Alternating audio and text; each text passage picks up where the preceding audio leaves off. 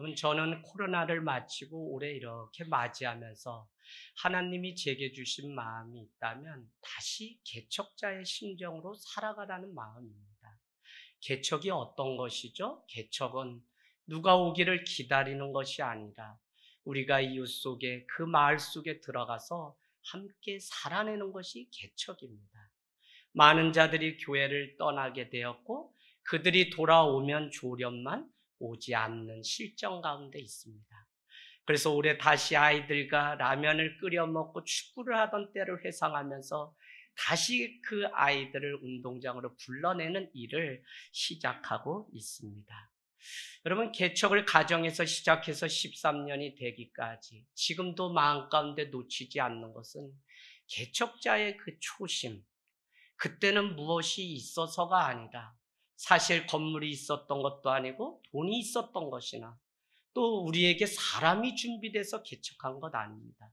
그럼에도 불구하고 내가 교회요, 또 우리가 교회라는 그 영광의 그 기쁨 때문에 얼마나 당당하게 가정에서 시작했던 하늘 땅 교회가 승승장구하면서 여기까지 왔는지, 늘 마음 가운데 숫자가 아니라 정말 회심한 한 사람을 세우고 주의 제자 될 한 사람을 세워가는 그 일. 그러고 보니까 적음이 부끄러운 것이 아니라 자금을 도리어 자랑할 수 있는 그 교회의 그 마음이 저에게 있고 우리 목회팀에게 있습니다.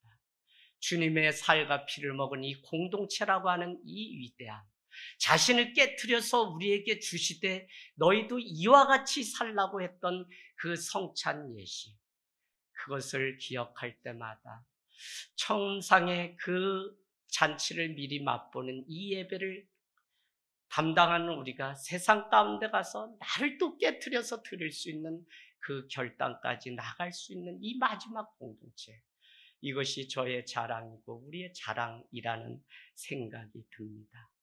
날마다 건물이 없어서 논둑에 가서 기도를 하고 그때마다 그냥 아파트에 막 개들이 짖기 시작하니까 사람들이 다 창문을 열고 얼마나 조선팔도 욕을 하는지 누가 떠드냐고 할 때마다 우리는 건물 없이 시작한 교회이기 때문에 그것도 아랑곳하지 않고 기도했던 그 시간, 지금도 하나님의 뜻을 밝히고 또 듣고 싶을 때면 어김없이 저녁 기도회를 마치고 논뚝길이 있는 가곡리나 또 우리 여러 곳으로 이렇게 가서 밤에 목회자들이 같이 기도하면서 어떤 중요한 결단들을 할 때가 있습니다.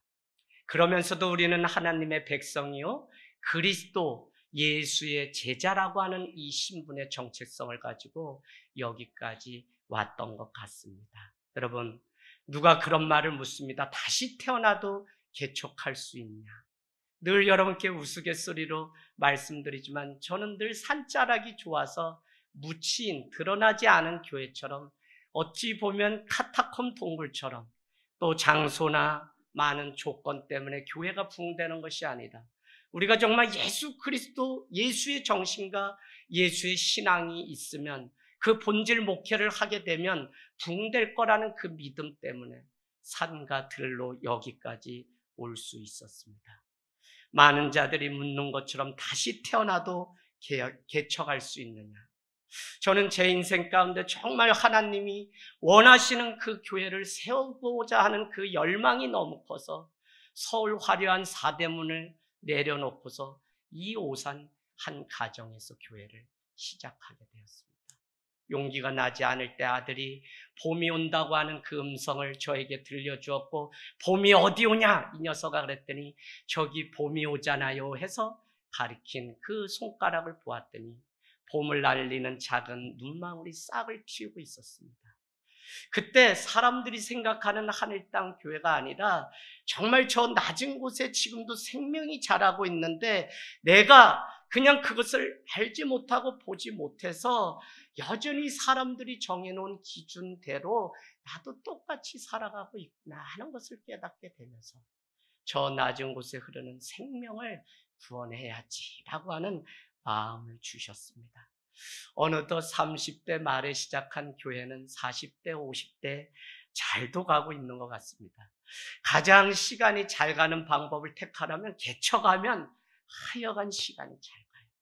20대 국방일보 신문에 신춘문에 당선됐던 그 시기절 중에 하나가 이 젊음을 어떻게 해야 될지 주체할 수 없어서 깨르 떠는 할미처럼 나도 부지런히 늙고 싶다라고 하는 시기절이 제가 지은 시가 생각납니다. 그 열정을 어떻게 해야 될지 몰라서 막 차라리 빨리 안정적인 50대가 되고 60대가 돼서 좀 늙어서 이렇게 원숙함이 있는 나이가 됐으면 했는데 개척을 하고 나니까 얼마나 빠른지. 여러분, 개척은 뻐꾸기 새끼가 울어도 다 뻐꾸기의 울음이 너 허구 많은 일 중에 왜 개척은 했니? 이렇게 들린다는 게 개척인데 그 일을 뚫어내고 지금 13년, 14년 참 잘 온 것 같아요. 책이 이렇게 나와서 제가 다시 지금도 열어보질 못했어요. 근데 같이 사는 룸메이트가 그냥 그래도 사라져서 고맙다고 딱 1호로 사인해서 줬더니 그날 밤에 그냥 누워서 한 50페이지를 읽더니 또 하루를 이렇게 어머니 아버지께 책을 드리려고 강원도를 갔는데 밤새도록 책을 읽는데 다 읽었다 그래요. 옳거니 요게 매력이 있구나. 집사람이 책을 좋아하는 여자가 아닌데 이걸 이틀 만에 다 읽었으면 책 좀 나가겠다 하는 생각이 들었는데 많은 분들이 저에게 목사님 왜 이렇게 교회를 우리가 몰랐을까요? 여러분, 교회가 복잡하지. 교회, 우리가 모인 우리가 복잡하지. 복음 가운데 우리의 인생을 결론 내지 않은 우리가 복잡하지. 교회가 나쁘거나 주님이 잘못한 것이 아닌 것입니다. 그냥 어떻게 하면 초대교회가 아무것도 준비되지 않아도 그 안에 주일 한 번 드린 그 말씀대로 살아가려고 했던 그 모습을 우리가 지켜낼 수 있을까? 가정에서 시작되어도 그것이 부끄러운 일이 아니고 그곳에서 3, 3호 가장 좋은 교사는 부모였던 그 시대로 돌아갈 수 있을까? 청년 교사가 없어서? 아니, 우리 교회 교사가 없어서? 아니요. 아이들이 충분히 교사의 역할을 하며 소그룹 모임들이 이루어지는 것을 소개하고 없어도 부끄러워하지 말고 없어도 되게 하시는 하나님의 그 은혜를 봤으면 하는 마음에 책을 쓰게 되었습니다. 여러분, 교회가 여기까지 오지만 목회자의 눈은 어디로 간다 그랬죠? 저 문으로 갑니다. 오셔야 되는 성도님이 왜 안 오셨을까? 오늘 새로운 분이 오실까? 이렇게 하지 않으려고 하는데도 이게 세상 말로 하면 직업병처럼 누가 오나 하고 여기서도 찬양하면서 저 문을 다음 주부터 저 문을 좀 폐쇄하세요. 제가 아주 이 병이 코로나 때는 2층에 저만 설교하다가 좁은데 문을 딱 열면 사람들이 가득 있으면 그냥 부흥하는 교회구나 하고 사람들이 좋아서 막 들어오는데 코로나 때는 가득 앉아서 화장실 갈 수 없을 정도로 앉아있으니 어떻게 해요? 그냥 문을 닫고 가는 모습이 너무 마음 아파서 설교를 한 적이 있습니다. 하나님, 우리에게도 또 예배할 수 있는 공간을 주세요 했더니 하나님이 주인 사장님의 어머니 젊은 날에 신자였는데 마지막 임종을 지키고 장례를 집례했더니 은혜를 받으시고 교회도 나가시지 않는데 이 건물을 그냥 마음껏 쓰시라고 내주셔서 대만 선교를 떠나기 직전에 이 자리에 올 수 있었습니다. 제 마음 가운데 지금도 몇 명이 모이든지 그것이 아니라 정말 우리 지체와 지체 사이에 예수 그리스도를 머리로 삼은 이 교회 공동체, 지체와 지체 사이가 연결되기 위해서는 무언가가 필요하고 여전히 우리 안에는 허물이 많은 지체인데 2장 1절이 말씀하시는 것처럼 죄와 허물이 많은 우리인데 이것을 채울 수 있는 비결이 무엇일까 하는 고민밖에 없습니다. 여전히 그 고민을 덜어주는 것은 성경은 주의 사랑이 그 빈자리를 채울 때 온전한 교회가 될 수 있다는 것이죠. 사도 바울이 그토록 3년 밤낮을 애쓰고 수고했던 이 에베소 교회 떠나보았더니 그들은 견디고 참고 이겨냈지만 그들은 처음 행위와 처음 사랑을 잃어버렸다고 요한계시록 2장은 책망하고 있습니다. 여러분, 코로나가 끝나면서 많은 사람들은 프로그램과 무슨 세미나를 찾기에 급급하지만 사실 그런 곳으로 교회가 회복되는 것이 아니라 우리는 다시 숟갈을 듣고 같이 밥을 먹는 일조차도 어려운 것을 보면 얼마나 우리 안에 사랑이 필요한지를 우리는 다시 보아야 됩니다. 오늘 에베소 교회를 통해 저는 회복을 넘어서 사랑으로라고 하는 이 주제를 가지고 계속 말씀을 볼 때 우리 공동체 안에 끊을 수 없는 그 사랑이 날마다 차고 넘치기를 원합니다. 그 사랑을 어떻게 우리는 배울 수 있나요? 성경은 우리가 통시적으로 보면 예수 그리스도의 그 사랑은 첫 번째 말씀이라고 우리에게 말씀하죠. 말씀으로 우리를 사랑한다고 하나 인간들은 그것을 듣지 않고 믿지 않기 때문에 두 번째 사랑은 말씀이 육신이 되어 이 땅 가운데 예수 그리스도가 오셨다는 것입니다. 그럼에도 불구하고 하나님이신 예수 그리스도를 사람들은 믿지 않기 때문에 세 번째 사랑의 결정체는 그분이 지신 십자가라고 하는 사실을 우리는 알고 있죠. 여러분, 이 십자가는 그냥 목에 다는 것이 아니라 그 십자가가 사랑의 마지막 결정체이며 그 십자가를 지고 가는 공동체, 오늘 예배드리지만 2000년 전에 예수 그리스도께서 태초에 지신 그 십자가를 오늘 우리 삶에 재현하고 감사하고 우리도 이와 같이 살겠다고 하는 결단이라고 하는 이 예배의 중요한 요소가 있는 것입니다.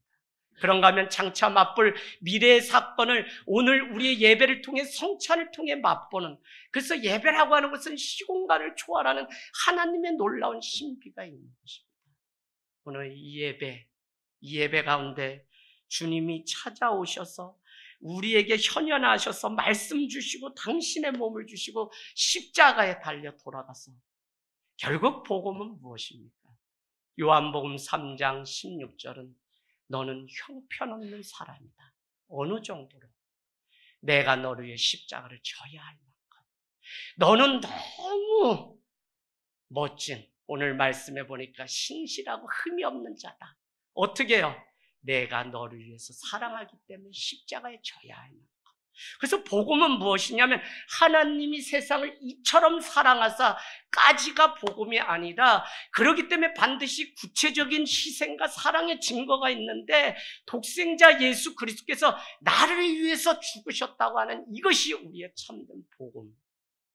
여러분, 그래서 사랑은 말씀이고 예수 그리스도고 그분이 지신 그 십자가를 믿는 그것이죠. 우리가 오늘 필요한 것은 사실 사랑인데 긍휼히 여기는 그 마음이 사랑이죠. 누군가의 허물에 대해서 잘못이라고 말할 수 있는 것은 너무 많죠. 그러나 요셉도 동정녀 마리아의 그 놀라운 사건을 보고 가만히 끊고자 하였던 것처럼 사랑은 누군가의 허물을 드러내는 것이 아니라 덮어주는 것이며, 예수님의 마지막 사역 세족식을 통해서 우리에게 감추고 싶고 부끄러운 그 발을 씻겨주기 위해서 바쁜 인생의 마지막 걸음을 멈춰섰던 것처럼 누군가의 부끄러운 발을 닦아주는 것. 너희도 이처럼 하면 내 제자인 줄 알리라고 말씀하셨던 그 사랑이 바로 교회를 교회되게 하는 것입니다. 여러분, 교회는 죄인들의 공동체이기 때문에 의인은 없나니 하나도 없죠. 오직 행하는 모든 일이 다 불의할 뿐입니다. 그래서 예수 그리스도가 오셔야 하고 그분의 사랑 앞에 설 때 우리는 심판날에 담대함을 얻을 수 있죠. 우리 요한일서 한번 가볼까요? 요한일서 4장 11절 13절 한번 말씀 찾아가서 밑줄을 그어보시면 좋겠습니다. 요한일서 4장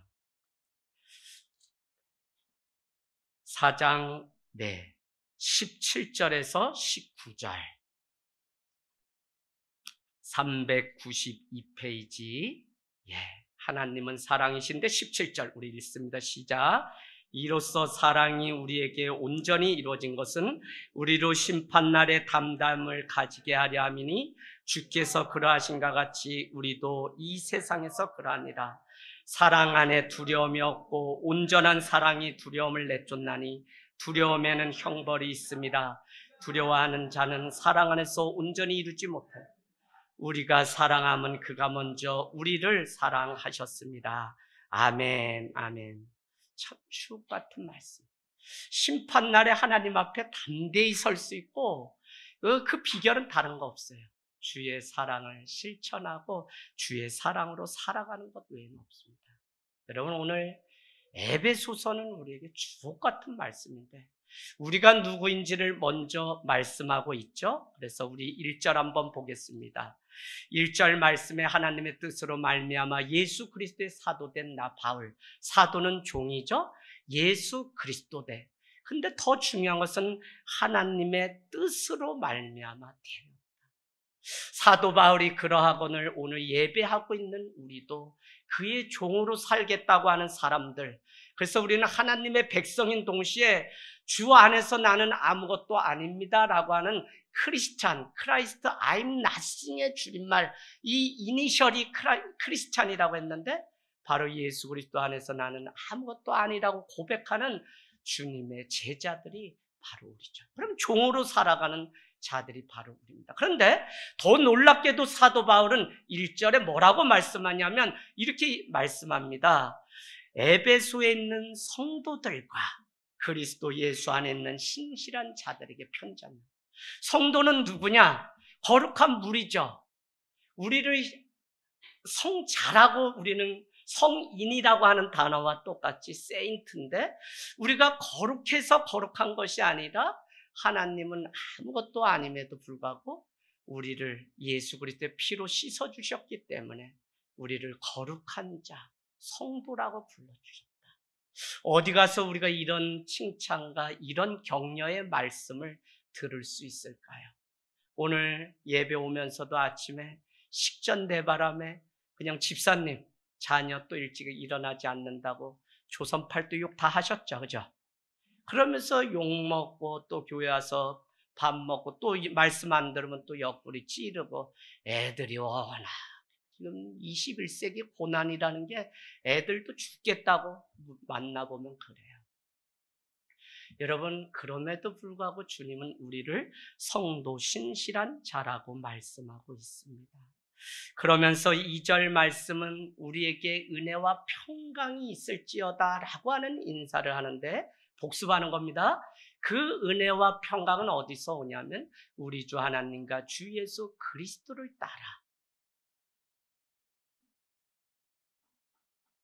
많은 신학자들은 바로 사도 바울의 신학의 가장 백미는 유대인들이 그렇게 믿었던 하나님뿐만 아니라 바로 그 옆에 주 예수 그리스도를 동급으로 놓음으로 인해서 이방인뿐만 아니라 유대인도 예수 그리스도를 믿을 수 있도록 초대하는, 어떻게 보면 되게 신학적으로 이렇게 고안을 잘 해서 창의적인 표현으로 우리 주 예수 그리스도와 우리 주 하나님을 동급으로 놓았다는 거예요. 근데 오늘 우리가 눈여겨보아야 되는 것은 그분을 안에서 따라 살 때만 은혜와 평강이 있다고 말씀하고 있죠.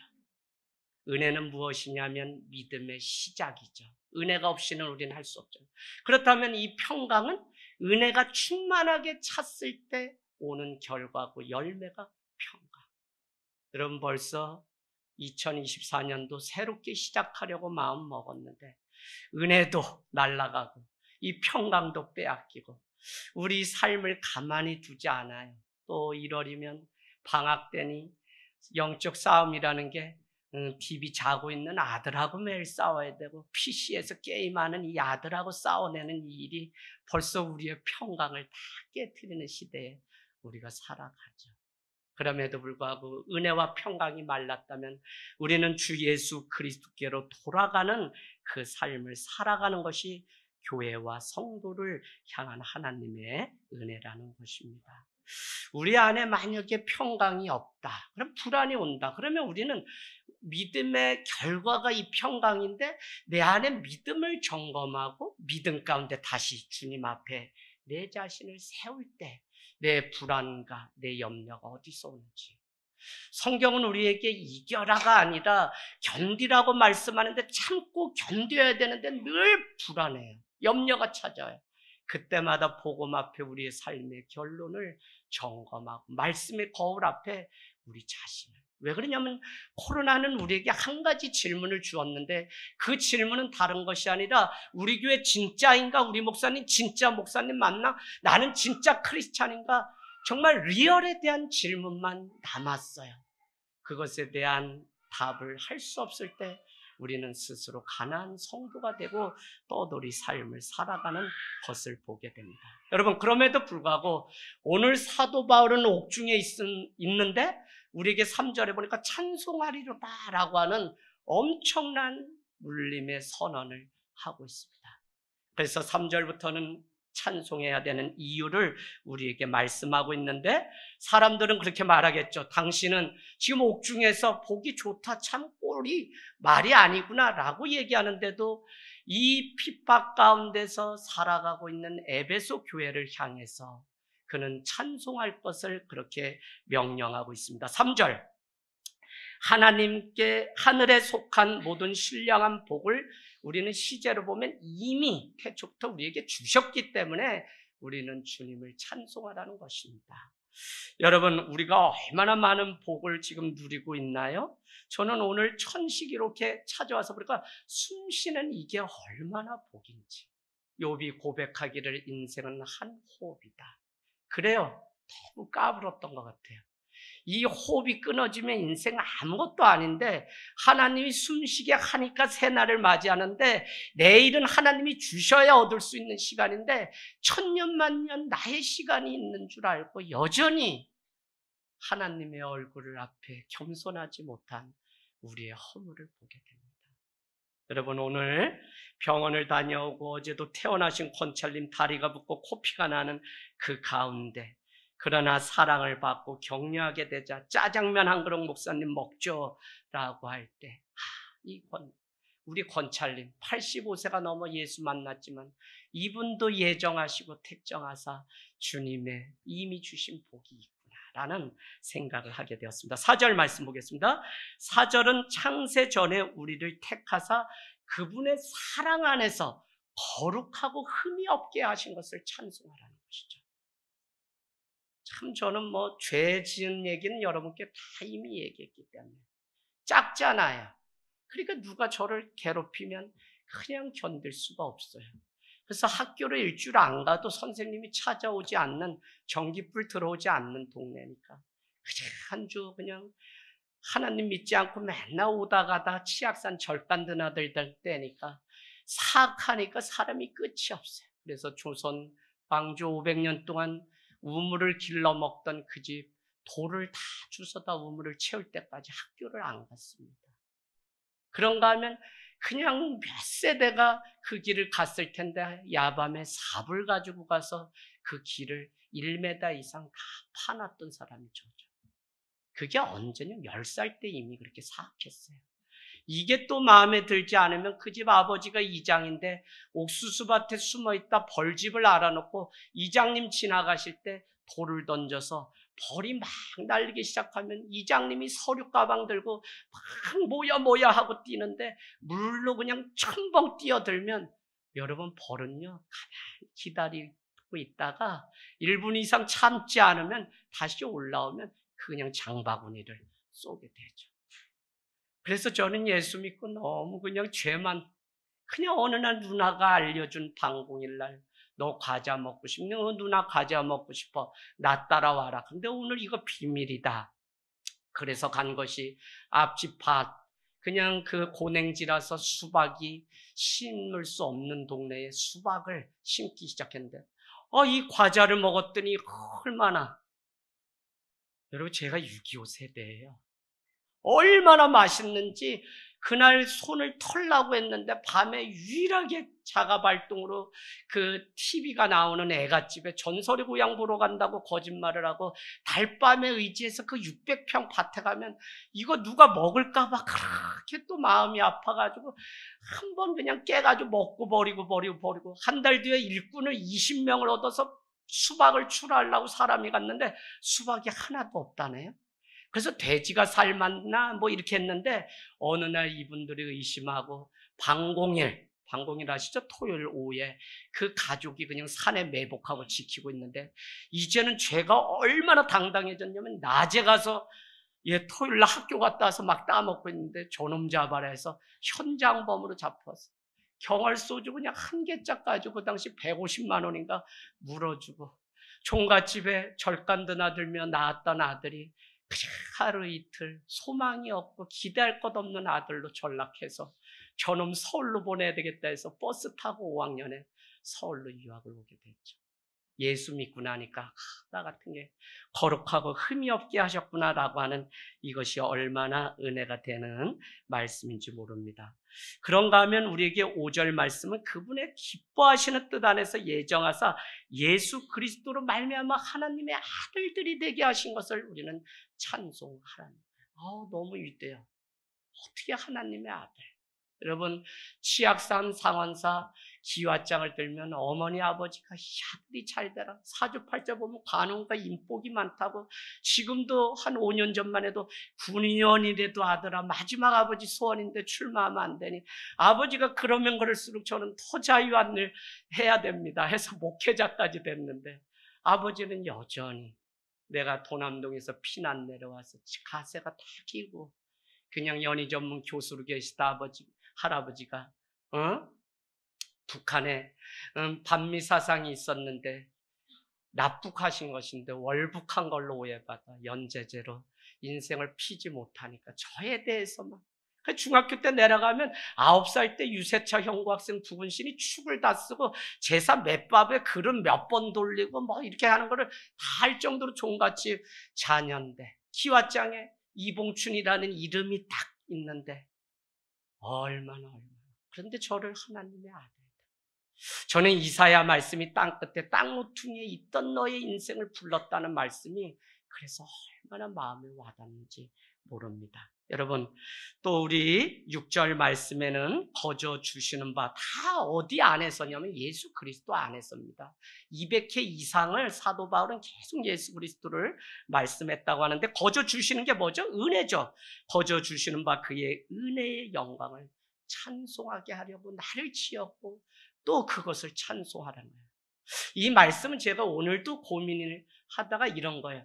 자녀를 낳을 때 부모가 저 자녀를 낳을 때 기뻐하는 자녀, 부모를 나를 기쁘게 하는 자녀가 되었으면 하는 마음이 있는데, 그래서 기쁨이 되라고 이 자녀를 낳았는데 그 자녀가 정말 자라면서 부모에게 기쁨이 되는 그거, 영광이 되게 하려고 지었는데 그 자녀가 정말 하나님께 영광이 되는 그 삶을 살아가는 그거, 그게 참 얼마나 놀라운 비밀인지 모른다는 것입니다. 여러분, 참 가만히 우리가 생각해 보면 아무것도 아니에요. 저는 우리 성도님들은 정말 까불 사람이 아무도 없어요. 몇 년 전만 해도 다 병원에서 죽는다고 하던 분들만 모여 있는데 뭘 살게 되니까 뭐 이러고 저러고. 그때 생각하세요, 여러분. 정말 하나님의 아들들이 되게 하시고 우리에게 거저 주신 그 은혜가 얼마나 큰데, 이건 뭐 우리 여기 송년이 같은 아이들도 다 이미 생사를 넘나들었어요. 여러분, 우리가 주님의 은혜 앞에 그렇다고 우리가 절망합니까? 그렇지 않죠. 7절은 그의 풍성한 의에 예수 그리스도의 그 피로 말미암아서 우리는 어떻게 해요? 속량 구원을 받았다는. 구약은 어떻게 해요? 죄가 있을 때마다 계속 가서 짐승을 잡았는데 그렇게 하지 않고 예수 그리스도가 단번에 죽어주심으로 우리가 속량을 얻은 존재인데, 그게 곧 뭐냐면 죄사함이라는 거예요. 옥수영 님이 말씀하시는 그 죄사함, 거듭남의 비밀 이런 게 아니다. 한 번 구원은 영원한 구원 이런 게 아니다. 제가 이렇게 말씀드리는 이유 알죠? 방송심이 바로 걸려서 유튜브 내려라. 너무 핍박을 받으니까 그냥 형님으로 바꿔버렸습니다.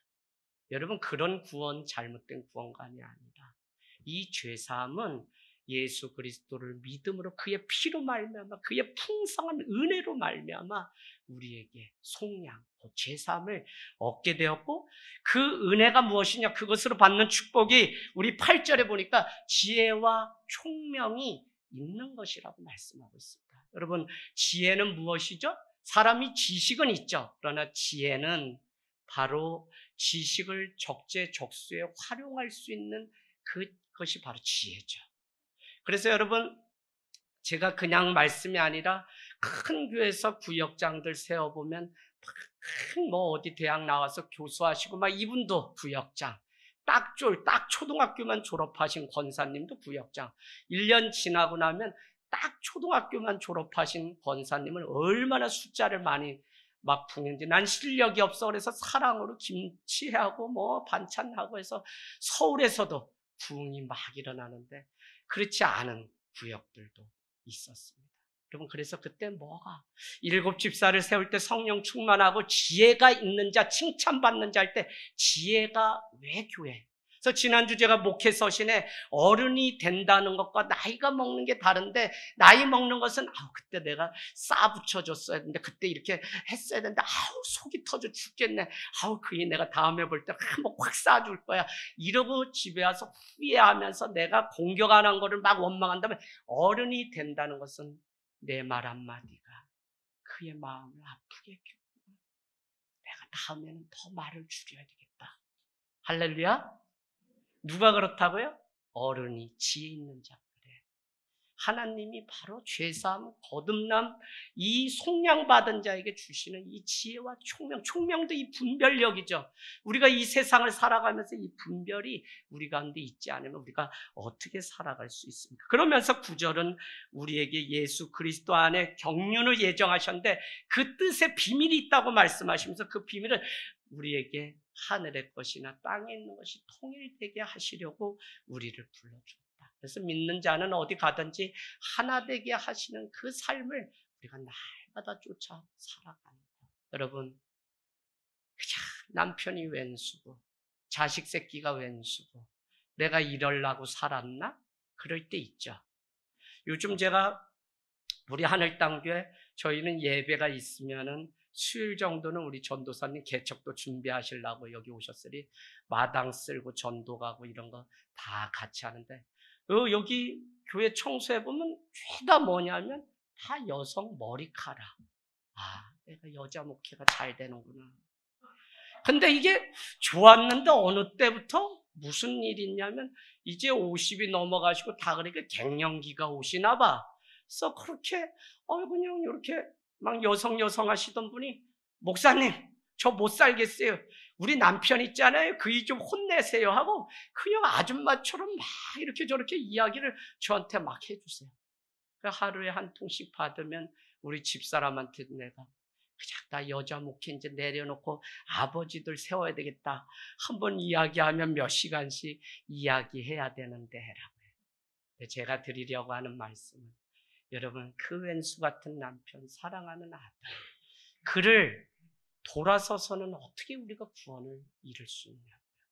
오늘 우리에게 주어진 이 상황이 선교지지, 여기서 살아내고 그를 섬겨내야지 우리가 구원에 이르지, 내가 목사니까 나는 부모 형제 일 모른다, 형제들이 알아서 다 알아, 그렇게 살았던 적도 있어요. 근데 그게 아니라 그 부모 형제를 사랑함이 먼저인데 그걸 돌아서고 어떻게 우리가 하나 되고 통일되게 성령 안에서 우리가 하나 되게 하신 것을 힘써 지킬 수 있는 거예요. 성령이라는 단어 두나미스는 다이나믹 또 다이나마이트 두 가지가 있다고 늘 말씀드렸어요. 다이나마이트는 어느 날 자기 삶이 확 뒤집어져서 새로운 길을 가는 것을 말하죠. 아니, 평범하게 일하던 분이 직장이 아니라 이제는 주의 길을 간다든지 하는 일들이. 그러나 다이내믹이 중요한데, 다이내믹은 우리가 살아가던 삶의 자리를 늘 변함없이 살아가는, 그것도 성령 충만의 증거입니다. 그게 뭐죠? 오늘 일어나지 않고 저 PC 앞에 머물러 있는 저 자녀, 저는 이걸 알아요. 부모가 되니까 알겠어요. 뭐냐면 저 자녀를 믿어줄 만한 부모는 없고요, 믿음을 주는 자녀도 이 땅에는 없어요. 저도 두 아들 낳아놓고 기쁨이다라고 이삭이도 좋고 이름 다 해봤지만 걱정거리야. 그런데도 부모는 어떻게 돼요? 그냥 믿어주는 거지. 속이 막 무너지고, 어떨 땐 솔직히 군대 간 게 다 나라에서 어떻게 해주고 월급까지 주니까 낫다니까. 집사람하고 제가 잠을 엄청 잘 자요. 그렇다고 이 아들이 무슨 문제냐? 그렇지도 않아요. 그런데도 험한 세상 가운데 이 아들이 나가서 그냥 엄한 데 빠져서 착해 빠져가지고 또 그냥 그럴까봐 걱정도 되고 막 그래요.